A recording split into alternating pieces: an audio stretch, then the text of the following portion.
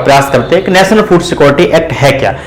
Act में और योजना में काफी अंतर होता है, इसे हम विस्तार समझ सकते हैं। ऐसे स्कीम है, प्रोग्राम है, ये योजना है, ये कुछ समय के लिए चलाई जाती हैं और ये समय सरकार द्वारा चलाई जाती हैं और सरकारें बाद में समाप्त कर सकती हैं।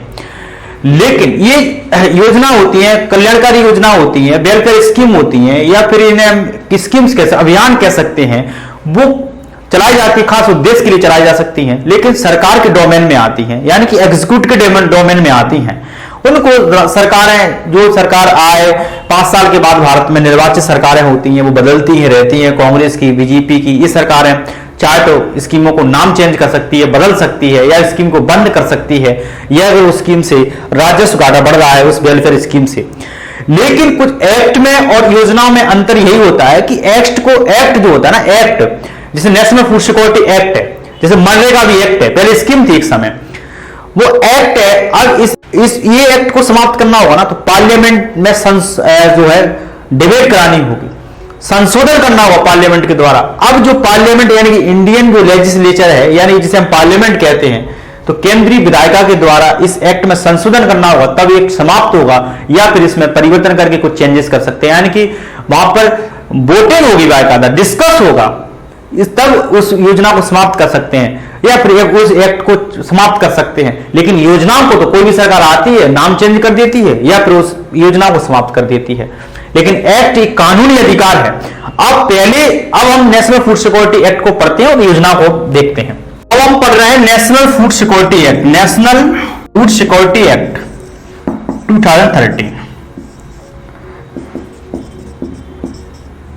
National food security act. ये क्या एक्ट है? इससे पहले जो स्कीम थी, जैसे हमने बहुत सारी स्कीम्स को पढ़ा। हमने 1997 में TPDA चलाया गया, टारगेटेड 1997 में TPDA टारगेट PDS सिस्टम चलाया गया। फिर हमने 2000 में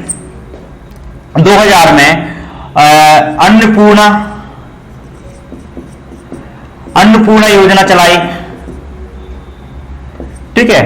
और 1994 और 95 में मिड डे मील स्कीम चलाई गई। और फिर हमने 2000 में भारत सरकार के द्वारा 2000 में ही अंत्योदय अन्न योजना चलाई गई, अंत्योदय अन्न योजना चलाई गई। ये दोनों अटल बिहारी वाजपेयी उस समय तत्कालीन प्रधानमंत्री थे, उन्होंने चलाई गई। फिर इसके बाद जो है ये जो आप देख रहे हैं, ये सब क्या योजना है? ये सब क्या योजना है? ये सरकार की दया पर निर्भर है। अगर सरकार इन स्कीमों को चलाना चाहती है, सस्टेन करना चाहती है, तो समाप्ति भी कर सकती है, आगे भी सस्टेन करा सकती है, चला भी सकती है। लेकिन सरकार चेंज हो, बीजेपी की हो, कांग्रेस की हो, तो अगर वो समाप्ति भी कर सकती है, नाम भी चेंज कर सकती है। लेकिन पहले जो भोजन था ना, वो सरकार के ऊपर डिपेंड था। अगर नागरिकों को देना चाहती है दे। लेकिन नेशनल फूड सिक्योरिटी एक्ट है ना, ये नेशनल फूड सिक्योरिटी एक्ट, इसके तहत अब भोजन का अधिकार हर नागरिक को मिल गया। भोजन का अधिकार, ये अधिकार है, ये क्या होगा? लीगल राइट बन गया। Right to food security, right to food या फूड सिक्योरिटी जो है भारत में हर इंसान का क्या है ना। एक अब वो राज्य उसको दे रहा है, वो कोई दया नहीं दिखा रहा है, वो कोई करुणा नहीं है, वो कोई दया भाव से नहीं कर रहा है, कोई सेवा नहीं कर रहा है, परोपकार नहीं कर रहा है। अब ये नागरिक का मौलिक अधिकार बन गया, एक लीगल राइट बन गया कि भोजन का अधिकार, जो भारतीय संविधान जैसे आर्टिकल 21 कहता है, गर्मापूर्ण जीवन और विथ डिग्निटी, तो वो उससे, और आर्टिकल 47 से, यानी कि जो पोषण युक्त भोजन, यानी कि लोगों के जीवन स्तर में सुधार करने का राज्य प्रयास करेगा, उससे प्रेरित है ये एक्ट।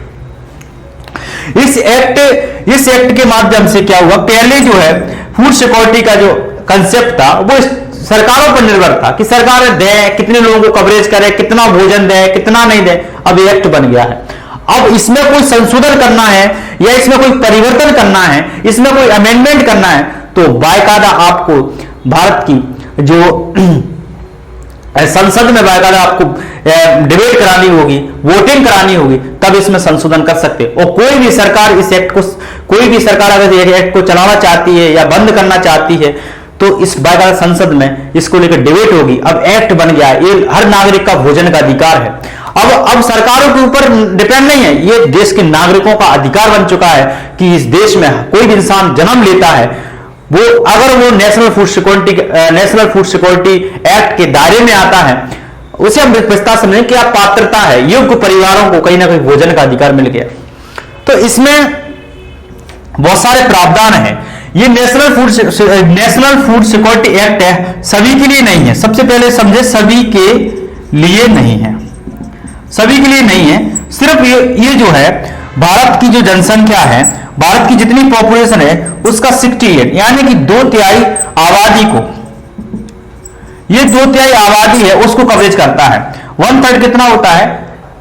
33% और 2 हो जाएगा तो 67% जनसंख्या को कवरेज करता है।